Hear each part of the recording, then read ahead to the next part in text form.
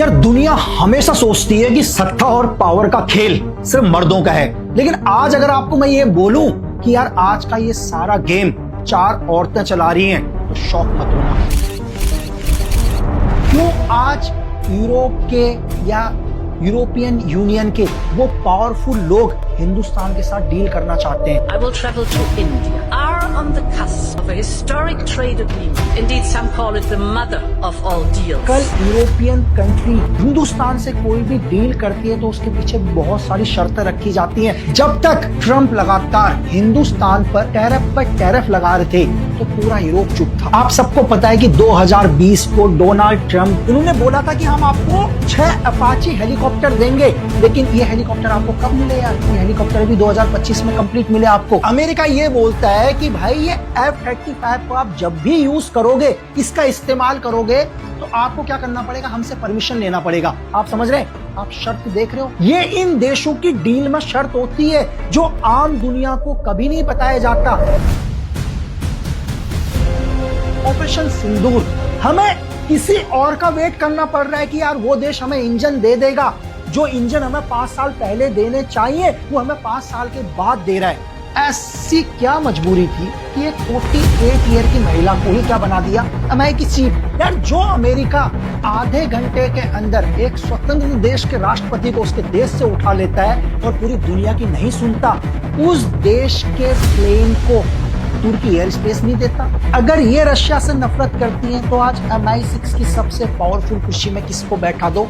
Blaze मैत्रीवेली को बैठा दो। तो कहीं ना कहीं रशिया के बाद एशिया में कौन सा दूसरा देश है जिसे ये टारगेट करेंगे? मैंने आपको बताया कि दुनिया में पावरफुल लोग सिर्फ एक ही चीज डिसाइड करते हैं कि दुनिया में सिर्फ वो लोग राज करें। यार दुनिया हमेशा सोचती है कि सत्ता और पावर का खेल सिर्फ मर्दों का है, लेकिन आज अगर आपको मैं ये बोलूं कि यार आज का ये सारा गेम 4 औरतें चला रही हैं तो शौक मत होना। क्यों? क्योंकि उसमें सबसे पहला नाम है MI6 की चीफ, आज की चीफ ब्लेज मैत्रीवेली की। मैं बोलूं दुनिया की सबसे खतरनाक एजेंसी आज उसके हाथों में है। और इंटेलिजेंस की दुनिया में नाम नहीं चलता यार, यहां चलती है परछाई। कैसे? आगे बताऊंगा। दूसरा नाम क्रिस्टिया फ्रीलैंड, यूक्रेन की एडवाइजर। बिल्कुल युद्ध के हालत में यूक्रेन की एडवाइजर, लेकिन असल में ये सलाह नहीं दिशा तय करती हैं यार। पहले कनाडा की डिप्टी PM रह चुकी है, इस पर भी बात करेंगे। और तीसरा नाम तो आज सुर्खियों में सुन रहे हैं, काजा कालास। बिल्कुल यार, यूनाइटेड यूनियन की सुरक्षा नीतियों में सबसे तेज आवाज है आज की, और आजकल लगातार भारत के ऊपर नजरें बनाई हुई हैं और ये तय करती हैं कि दुश्मन कौन है। तय ही नहीं करती, सीधे ऑर्डर्स भी देती हैं। और चौथा नाम Ursula von der Leyen, Europe की सबसे ताकतवर कुर्सी पर बैठी हुई, जहां ये फैसला करती हैं, भविष्य तय करती हैं कि यूरोप के साथ कौन बिजनेस करेगा, डिफेंस डील कैसे होगी, कौन पावर में आएगा और किसको डाउन करना है। और भाई ये 4 नाम नहीं है, ये 4 सिस्टम है। और आपको एक बात बोलूं, जब भी सिस्टम चलता है तो दुनिया में युद्ध शुरू होने से पहले दिमाग कब्जे में आ जाता है। और मैं हमेशा आपसे एक बात बोलता हूं कि स्पाई की दुनिया में हथियार बंदूक खतरनाक नहीं है, सोच खतरनाक है। क्योंकि आपकी सोच आपको दुनिया में सबसे पावरफुल बना सकती है या आपको हमेशा के लिए अंधकार में ढकेल सकती है। यार मैंने इन 4 पावरफुल औरतों का नाम क्यों लिया, आपको पूरी कहानी समझ में आएगी। ये कहानी नहीं है, ये हकीकत है। आपको समझ में आएगा कि आज पूरी दुनिया में जो वॉर चल रहा है, चाहे वो रशिया यूक्रेन का वॉर हो, ईरान और अमेरिका का वॉर हो, अमेरिका चाइना का हो, चाइना और ताइवान का हो, कहीं ना कहीं आपको ये 4 कनेक्शन एक दूसरे से जुड़े हुए मिलेंगे यार। और उससे पहले हम आते हैं भारत के ऊपर। आप अभी देख रहे हैं कि भारत में लगातार विदेशी दौरे हो रहे हैं और होने चाहिए, क्योंकि हिंदुस्तान को भी मजबूत बनना है यार। 12-13 जनवरी को आपको पता है कि जर्मन के चांसलर फ्रेडरिक मर्ज हिंदुस्तान आए और हिंदुस्तान से उन्होंने डिफेंस डील पर बात करी कि हम डिफेंस डील करेंगे। हिंदुस्तान को क्या बोला उन्होंने कि हम आपको पनडुब्बी देंगे और भी बहुत सारी चीजें। लेकिन अगर आप उनकी बात को ध्यान से सुनोगे, उनके इंटरव्यू को ध्यान से सुनोगे, तो उन्होंने क्या बोला कि ये डील हम आपसे इसलिए कर रहे हैं ताकि आप रशिया के ऊपर निर्भर ना रहो, रशिया से आपकी दूरियां हो।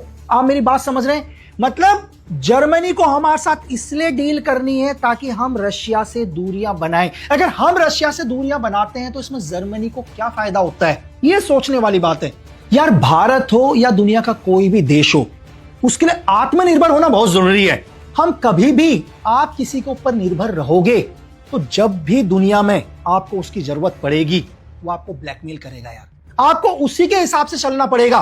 सपोज करो कि आपके पास एक गाड़ी है लेकिन गाड़ी का इंजन आप कहीं और से लेते हो, जब भी आपको उस गाड़ी को चलाना होगा आप किसके ऊपर डिपेंड रहोगे? इंजन के ऊपर। अगर इंजन ही नहीं आएगा तो आपकी गाड़ी नहीं चलेगी ना यार। तो गाड़ी भी आपकी होनी चाहिए, इंजन भी आपका होना चाहिए ताकि आप किसी के ऊपर निर्भर ना रह सको। और भारत को हमेशा डिफेंस सेक्टर पर यार आत्मनिर्भर होना कितना जरूरी है, मैं आपको थोड़ा सा समझाने की कोशिश करता हूं। आप सबको पता है 99F404 इंजन की आपूर्ति की पहली डील कब हुई थी यार? 17 अगस्त 2021 को हमने डील करी थी अमेरिका के साथ कि हमारे को क्या होगा, MK1 विमान के लिए, जो हमारे मतलब तेजस जो हमारा विमान है उसके लिए हमारे को इंजन की जरूरत थी। और आपको पता है कि 2021 से अमेरिका लगातार हमें कह रहा था कि हम इंजन देंगे, इंजन देंगे, इंजन देंगे। हम सिर्फ इंतजार कर रहे थे अपने तेजस के लिए। और आपको पता है अभी जब ऑपरेशन सिंदूर हुआ हमें इंजन की जरूरत थी, लेकिन हम किसके ऊपर निर्भर थे? हम तो अमेरिका के ऊपर निर्भर थे ना यार। जब अमेरिका हमें इंजन ही नहीं देगा तो हमारा विमान पूरा कैसे कंप्लीट होगा? तो इसलिए आत्मनिर्भर होना बहुत जरूरी है। और जब तक अमेरिका ने हमें वो इंजन नहीं दिए हम सिर्फ उसी के ऊपर डिपेंड थे यार। और लेकिन आज हिंदुस्तान जिस रफ्तार से काम कर रहा है उस रफ्तार से पूरी दुनिया देख रही है कि हिंदुस्तान खुद हर चीज बना लेगा यार। इंडिया के अंदर मेकिंग इंडिया में हर चीज बन जाएगी। लेकिन कुछ विदेशी ताकतें, मैं नाम नहीं लूंगा, आप मुझसे ज्यादा समझदार हैं, वो चाहते हैं कि हिंदुस्तान खुद आत्मनिर्भर ना बने। इसलिए क्या होता है, लगातार हिंदुस्तान के अंदर विजिट होना शुरू हो जाता है। मैं आपको बहुत आसान तरीके से समझाता हूं। सपोज करो कि आप एक मकान का डिजाइन करते हैं और आपको लगता है कि यार अब मैं एक मकान बना लूंगा और ये डिजाइन बहुत अच्छा होगा, दुनिया को अच्छा लगेगा। तो दुनिया की इंटेलिजेंस विंग क्या करती है, उनको पता चल जाता है कि यार ये आदमी तो बहुत अच्छा डिजाइन बना रहा है, ठीक, और ये कामयाब भी हो जाएगा।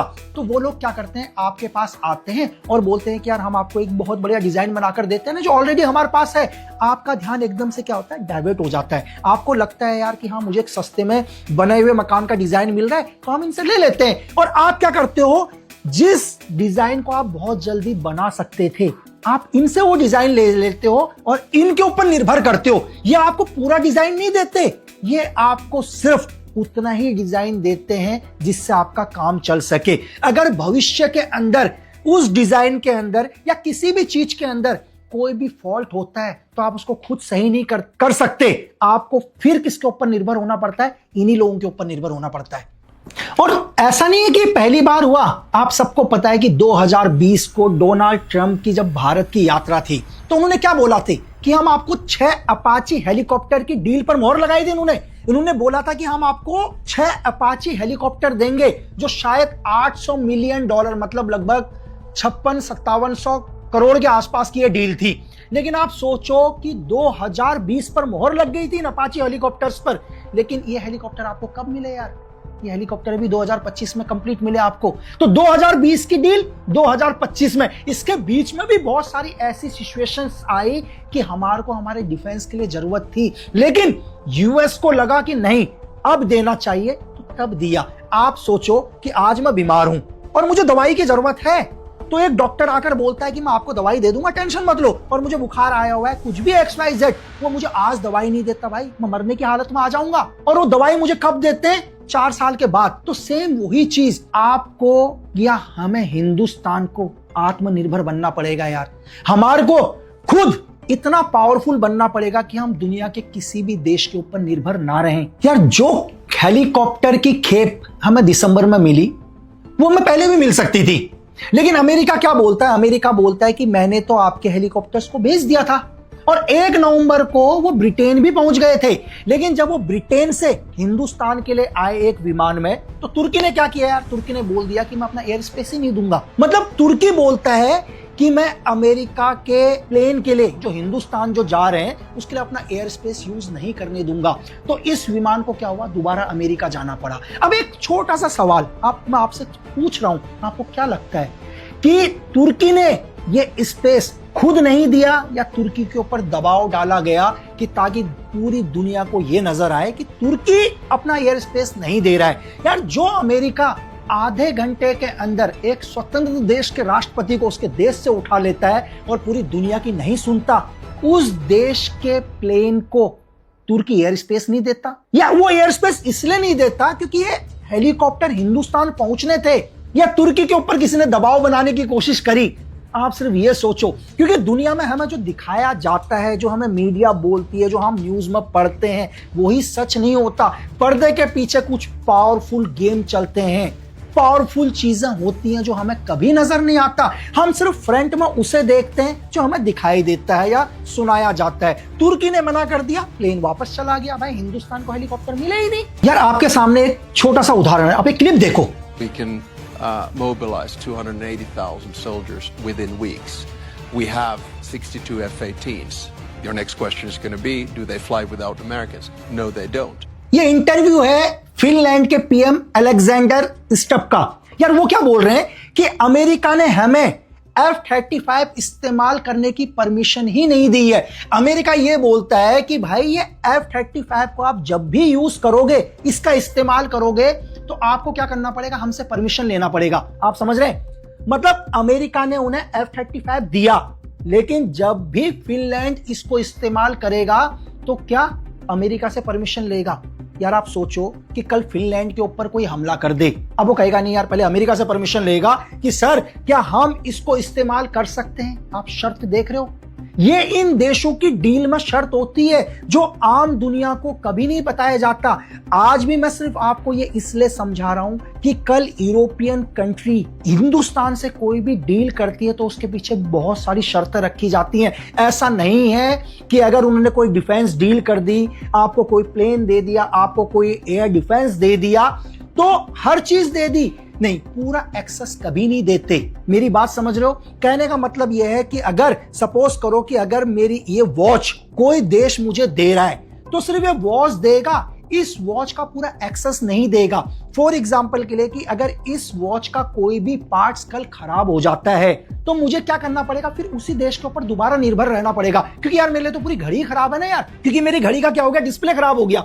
अब मैं क्या करूंगा, इस घड़ी का डिस्प्ले क्या करूंगा, उस देश से मांगूंगा, तभी मेरी घड़ी काम करेगी। नहीं तो मेरी ये घड़ी क्या हो गई, एक तरह का क्या है, डमी पड़ी है ना, ये किसी काम की नहीं है। तो जब भी ये पावरफुल देश हमारे देश के साथ कोई डिफेंस डील करते हैं तो 100% एक्सेस नहीं देते, पूरी 100% की टेक्नोलॉजी नहीं देते। इसके बावजूद भी हमें उन्हीं देशों के ऊपर निर्भर रहना पड़ता है। तो मैं आज आपसे कह रहा हूं कि हिंदुस्तान का ब्रेन सबसे स्ट्रॉन्ग ब्रेन है। आज हमारे IIT के स्टूडेंट पूरी दुनिया के अंदर पूरी दुनिया को पावरफुल बना रहे हैं। आज आप दुनिया के किसी भी देश में चले जाओ यार, आप अमेरिका में चले जाओ, आप US में चले जाओ, किसी भी मुल्क में चले जाओ, आपको हमारा ही ब्रेन मिलेगा जो उस देश को बहुत स्ट्रांग बना रहे हैं। तो मेरा उन सभी लोगों से एक ही निवेदन है कि अपने देश को स्ट्रांग बनाओ यार, हमारे देश को पावरफुल बनाओ, ताकि हम भविष्य में किसी के ऊपर भी निर्भर ना रह सके। मैंने जस्ट आपसे थोड़ी देर पहले उदाहरण बताया, ऑपरेशन सिंदूर। हमें किसी और का वेट करना पड़ रहा है कि यार वो देश हमें इंजन दे देगा। आप समझ रहे हैं? क्योंकि वो इंजन बनाने वाले भी आप ही हो, पर वो इंजन आप किसके लिए बना रहे हो, यूएस के लिए बना रहे हो। और यूएस आपको एक सैलरी दे रहा है और करोड़ रुपए में उस इंजन को हमें दे रहा है। ऐसा नहीं है कि दे रहा है, वेट करा रहा है। जो इंजन हमें 5 साल पहले देने चाहिए वो हमें 5 साल के बाद दे रहा है। यार, मैंने शुरू में बोला कि सत्ता, पावर मर्द ही नहीं चलाते, इन्हें औरतें भी कंट्रोल करती हैं। और आज मैंने 4 ऐसी पावरफुल महिलाओं का नाम बताया जो पूरे यूरोप और एशिया को कंट्रोल कर रहे हैं। और मैंने आपको समझाया कि कैसे देश के साथ डिफेंस डील करी जाती है। वो सब चीजें नहीं दी जाती उस देश को जिससे वो देश पावरफुल बन जाए। उस देश को सिर्फ उतना ही दिया जाता है जितना ये पावरफुल देश चाहते हैं, और उस देश की सारी इकोनॉमी भी क्या हो जाता है, अपने देश लेकर चले जाते हैं। तो आज दुनिया के अंदर जो भी ये वॉर का सिचुएशन चल रहा है, रशिया यूक्रेन आप देख रहे हैं, अमेरिका आप ईरान का देख रहे हैं, चाइना और ताइवान आप देख रहे हैं। पूरी दुनिया के अंदर एक कॉन्फ्लिक्ट चल रहा है। आपको क्या लग रहा है इस पूरे वॉर के पीछे कौन है? क्यों ये वॉर कराया जा रहा है? क्यों बीच में डिफेंस डील आ गई? क्यों आज यूरोप के या यूरोपियन यूनियन के वो पावरफुल लोग हिंदुस्तान के साथ डील करना चाहते हैं? जब तक ट्रंप लगातार हिंदुस्तान पर टैरिफ लगा रहे थे तो पूरा यूरोप चुप था, हिंदुस्तान नहीं झुका। हिंदुस्तान ने बोला कोई नहीं, तुमने 50% टैरिफ लगाया, लगाने दो। 100% बोले तब भी लगाओ, 500% बोले तब भी लगाओ। यार पावरफुल लोगों को लगा कि हिंदुस्तान तो झुकेगा ही नहीं, यहां तो हमने 500% टैरिफ तक बोल दिया, इंडिया झुकने को ही तैयार नहीं है। अगर इंडिया नहीं झुकेगा तो ये रशिया के नजदीक है और नजदीक जाएगा, और कहीं ऐसा ना हो कि ये ओपनली रशिया के साथ आ जाए। अभी तो हिंदुस्तान और रशिया अच्छे दोस्त हैं 1947 से, ये बात सारी मुल्क को पता है। लेकिन कहीं ऐसा तो नहीं है कि रशिया के साथ भारत डायरेक्ट ही आ जाए, क्योंकि भारत तो झुक ही नहीं रहा है। तो इन पावरफुल लोगों को हिंदुस्तान भेजो और बोलो कि हम लोग डिफेंस डील करते हैं, आपकी नेवी को स्ट्रांग बनाएंगे, आपको सबमरीन देंगे, आपको जेट के इंजन देंगे, जो भी आपको चाहिए वो देंगे। लेकिन देने के पीछे एक ही शर्त कि आप रशिया से दूरियां बना लो। अब एक सोचने वाली बात, यार जो आदमी हमें शुरू में ही ब्लैकमेल कर रहे हैं, इसको मैं ब्लैकमेल ही बोलूंगा ना यार। अगर आप कल मुझे कोई डील देते हो, आप बोलते हो कि लक्की बिस्ट ये मैं शर्ट तुम्हें देने के लिए तैयार हूं, लेकिन मेरी शर्त एक ही चीज है कि मैं शर्ट तुम्हें तभी दूंगा जब आज के बाद तुम उनसे शर्ट नहीं खरीदोगे। आप तो मुझे शुरू में ही ब्लैकमेल कर रहे हो यार। आप तो कह रहे हो कि हमारी एक ही शर्त है कि आप क्या करो, रशिया से दूरियां बना लो। इस बात की क्या गारंटी है कि भविष्य के अंदर आप अपने वादे में कायम रहोगे? कल जब हमें जरूरत पड़ेगी सच में, आप हमें वो सारी चीजें दोगे जिसका आपने वादा किया। वादा तो आपने 2020 से भी किया था ना यार। डील आप 5 साल के बाद कर रहे हो। क्यों कर रहे हो? क्योंकि आपको पता है कि अगर आज नहीं देंगे तो हिंदुस्तान हमेशा दूरियां बना लेगा, हिंदुस्तान खुद आत्मनिर्भर बन जाएगा। क्योंकि हिंदुस्तान को समझ में आ गया कि अगर खुद को मजबूत बनना है तो हमें इसी देश के अंदर वो हर चीज बनानी पड़ेगी जिससे भारत एक सुपर पावर देश बने। तो दुनिया को जो भी ये लोग पावरफुल लोग दुनिया के अंदर वॉर कराने की सोच रहे हैं, इन्हें समझ में आ गया कि रशिया तो पावरफुल है यार। रशिया तो कई टाइम से युद्ध लड़ रहा है, 3 साल हो गए लगातार रशिया युद्ध लड़ रहा है। रशिया की इकोनॉमी में भी इतना फर्क नहीं पड़ रहा। तो रशिया को कैसे कमजोर किया जाए, कैसे अकेला रशिया को रखा जाए, या कौन ऐसे लोग हैं जो रशिया से सबसे ज्यादा नफरत करते हैं? मैं सिर्फ फैक्ट के आधार में आपको बता रहा हूं, फैक्ट के आधार में। मैं आपसे एक पहला नाम मैंने आपको बोला था शुरुआत में कि ब्लेज मैत्रीवेली। यार ब्लेज मैत्रीवेली 48 ईयर की एक महिला जो आज ब्रिटेन की MI6 की चीफ है यार। मतलब ब्रिटेन जो कहते हैं कि MI6 दुनिया की पावरफुल एजेंसी में से एक। मैं सिर्फ एक ही सवाल पूछ रहा हूं कि यार MI6 या ब्रिटेन को ऐसी क्या मजबूरी थी कि एक 48 ईयर की महिला को ही क्या बना दिया MI की चीफ? यार इसमें 50 ईयर के भी है, 52 के भी है, 54 के भी है, 56 के भी है। हिस्ट्री में तो ऐसा कभी नहीं हुआ कि 48 ईयर की महिला को एक चीफ बना दिया गया। बस ये मेरा व्यक्तिगत है, ये मेरी व्यक्तिगत रिसर्च है। अगर हम थोड़ा सा पीछे जाते हैं, ब्लेज मैत्रीवेली की हिस्ट्री के ऊपर जाते हैं, तो कहीं ना कहीं इनके ग्रैंडफादर की आप हिस्ट्री पर जाओगे तो वो क्या थे, कभी ना कभी रशियन आर्मी के लिए काम करते थे।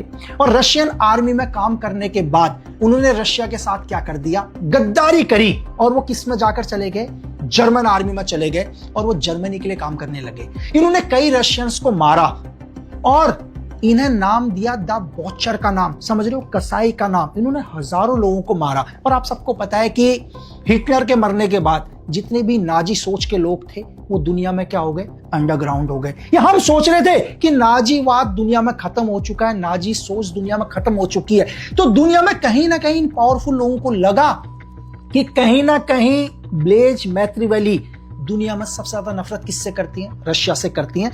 तो अगर ये रशिया से नफरत करती हैं तो आज MI6 की सबसे पावरफुल कुर्सी में किसको बैठा दो, ब्लेज मैत्रीवेली को बैठा दो। क्योंकि किसी भी कीमत पर रशिया को क्या करना है, खत्म करना है, रशिया के टुकड़े करना। मैंने आपको एक दूसरा नाम बताया, क्रिस्टिया फ्रीलैंड।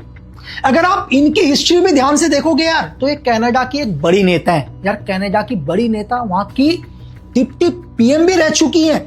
लेकिन आज प्रेजेंट टाइम में क्या है, जब भी यूक्रेन के अंदर युद्ध चल रहा है या यूक्रेन में एक युद्ध का माहौल है, इन्हें क्या बना दिया, एक एडवाइजर बना दिया, इकोनॉमी एडवाइजर। आप सोचो कि कनाडा की एक नेता आज वो यूक्रेन की इकोनॉमी एडवाइजर है। यूक्रेन वो जो आज फ्रंट पर रशिया का सबसे बड़ा दुश्मन है। मैं फ्रंट पर कह रहा हूं, बैकफुट में तो बहुत है, बैकफुट पर तो वो 32 देश हैं और उन 32 देशों के पीछे भी वो लोग हैं जो इस वॉर को करा रहे हैं। अब ये क्रिस्टिया फ्रीलैंड, इनकी भी थोड़ी सी हिस्ट्री जान लो यार।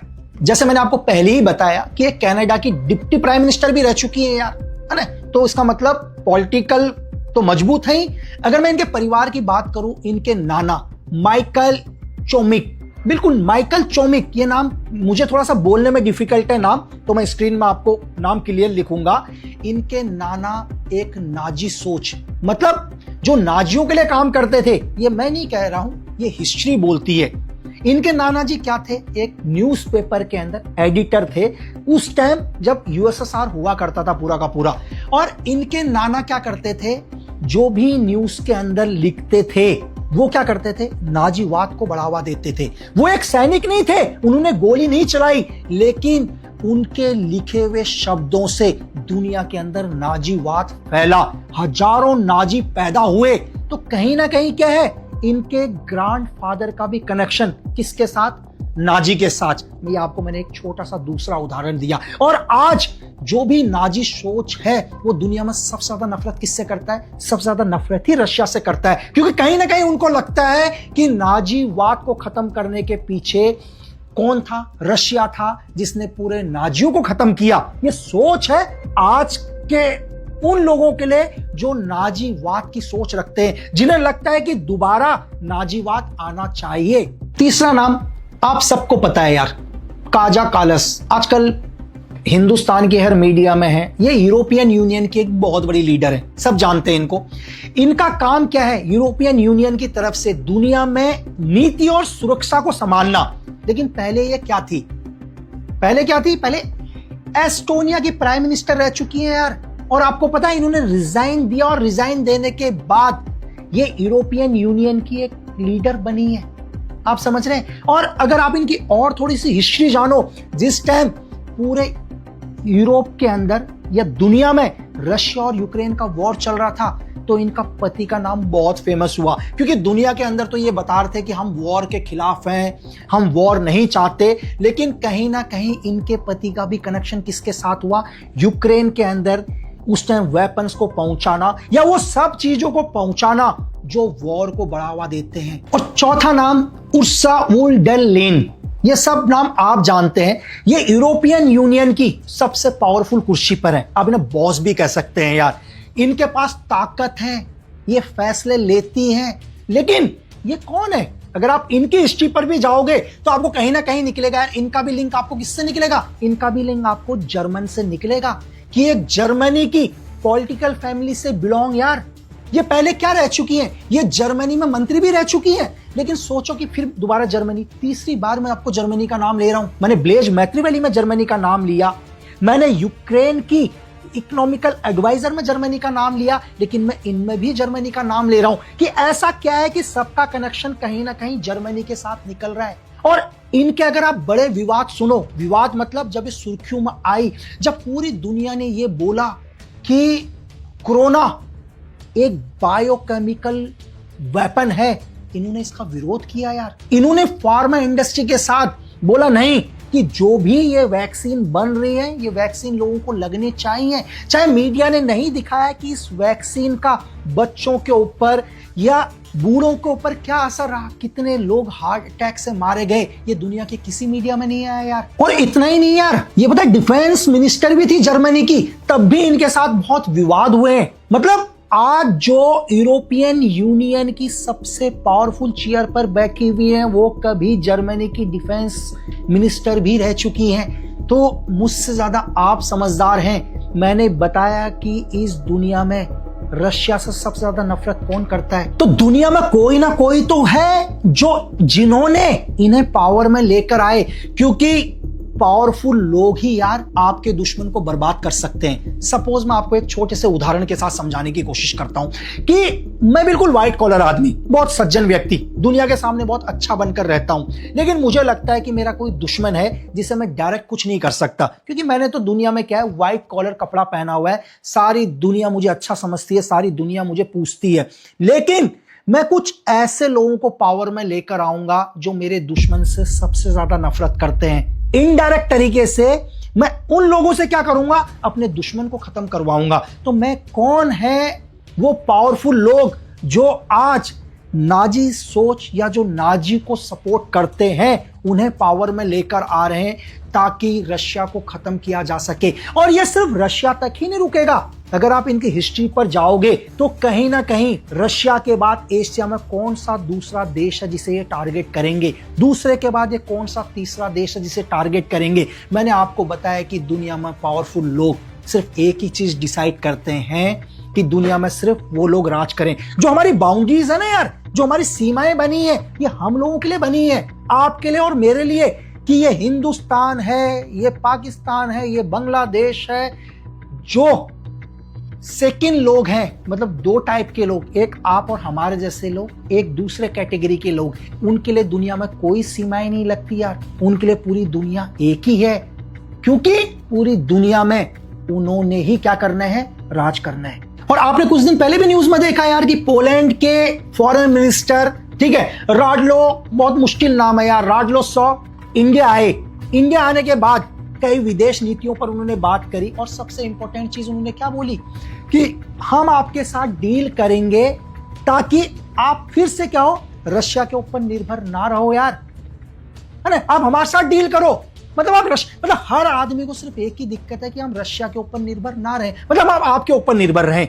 मतलब कहने का मतलब है कि हम आपके ऊपर निर्भर रहें, जैसा आप चाहते हो हम वैसा करें। पूरी दुनिया जानती है कि यही पोलैंड है जो इनडायरेक्ट बैकफुट पर रह के पूरे पाकिस्तान को सपोर्ट करना, पूरे पाकिस्तान के टेररिज्म को सपोर्ट करना। लेकिन आज इसे याद आ गया कि हिंदुस्तान एक ताकतवर देश है, हिंदुस्तान के साथ दोस्ती करनी चाहिए, नहीं तो कहीं ऐसा ना हो कि एशिया की 3 सुपर शक्तियां एक हो जाएं। इन तीनों को एक नहीं होने देना। अब सबके जहन में एक सवाल आ रहा होगा कि मैं क्यों बार बार नाजी सोच की बात कर रहा हूं, देखिए, जबकि पूरी दुनिया को पता है कि सेकेंड वर्ल्ड वॉर होने के बाद तो नाजी सोच खत्म हो चुकी दुनिया में, सारे नाजी मर चुके हैं, जिनकी भी नाजी सोच थी वो खत्म हो गए। फिर हम बार बार नाजी सोच को लेके आ रहे हैं। 1945 से हमने ब्लेज मैत्रीवली को जोड़ दिया, इन सब लोगों को जोड़ दिया कि नाजी सोच। एक छोटा सा मैं आपको उदाहरण देता हूं, ऐसे हजारों उदाहरण हैं, सिर्फ आप समझना। जी, जब हिटलर मारे गए, हिटलर का सबसे पावरफुल जर्नल एडोल्फ हुस्निगर, ठीक है, स्क्रीन पर नाम आपको दिखाई दे रहा होगा, ये इतना पावरफुल ऑफिसर हिटलर का, आप इसको राइट हैंड भी समझ सकते हैं, उनका एक जर्नल जो सिर्फ वही करता था जो हिटलर चाहता था। इन्होंने क्या किया, हजारों लोगों को सेकेंड वर्ल्ड वॉर में मारा। ये सब आपको पता है, लेकिन इससे आगे की चीज आपको ये जानकर शॉकिंग होगा कि नाटो का इन्हें अध्यक्ष भी बनाया गया। कितनी शॉकिंग चीज है ना। मतलब जो दुनिया हिटलर की सोच से नफरत करती, जो नाजियों से नफरत करती थी, ऐसी नाटो की क्या मजबूरी हो गई कि इन्हें नाटो का अध्यक्ष बनाया गया। अब आप समझ रहे हैं कि जर्मनी का वो ऑफिसर जिन्होंने हजारों लाखों लोगों को मारा और दुनिया के सबसे पावरफुल विंग का उन्हें अध्यक्ष बना दिया। कौन चाहता था कि नाजी सोच कभी खत्म ना हो। मैंने आपसे एक उदाहरण के जरिए बताया कि दुनिया में बहुत सारे पावरफुल लोग होते हैं जो डायरेक्ट वॉर नहीं करते, लेकिन वो उन लोगों को जन्म देते हैं जो उनके दुश्मन को खत्म कर सके। चाहे इसके लिए पूरी दुनिया, पूरी धरती तीसरे विश्व युद्ध में आ जाए, उन्हें कोई फर्क नहीं पड़ता। तो जो भी इस वीडियो को देख रहे हैं यार, इस वीडियो का पूरा एक सिनेरियो आप क्या समझे कि आज पूरी दुनिया के अंदर कहीं नाजी सोच को बढ़ावा दिया जा रहा है, कहीं रशिया और यूक्रेन का वॉर कराया जा रहा है, कहीं डिफेंस की डीलें हो रही हैं, कहीं डिफेंस की डीलों को तोड़ा जा रहा है। इन सब चीजों का एक ही है कि आप अपने देश को पावरफुल बनाओ यार, स्ट्रॉन्ग बनाओ। चाहे दुनिया के सारे नाजी सोच भी आपके देश के अगेंस्ट हो जाएं, आपका कुछ ना बिगाड़ पाए। आपके देश के अंदर वो सब चीजें बननी चाहिए जो हमारे देश को मजबूत करें। हमें किसी के ऊपर निर्भर नहीं होना चाहिए। आज अगर सारा विश्व भी एक तरफ हो जाए, हम इतने पावरफुल बने, हमारा डिफेंस इतना पावरफुल हो, हमारी इकोनॉमी इतनी पावरफुल हो कि दुनिया की सुपर पावर ताकतें भी हमारा कुछ ना बिगाड़ सकें। और मेरी आखिरी में सभी हिंदुस्तानियों से या दुनिया के हर उस हिंदुस्तानी से जो दुनिया के किसी भी मुल्क में रह रहा है कि आप कहीं भी रहो, दुनिया के किसी भी देश में आप रहो, लेकिन आप सिर्फ एक बात कभी मत भूलो कि आप एक हिंदुस्तानी हो, आपने हिंदुस्तान में जन्म लिया है। क्यों? क्योंकि देश प्रेम से बड़ा कोई धर्म नहीं होता।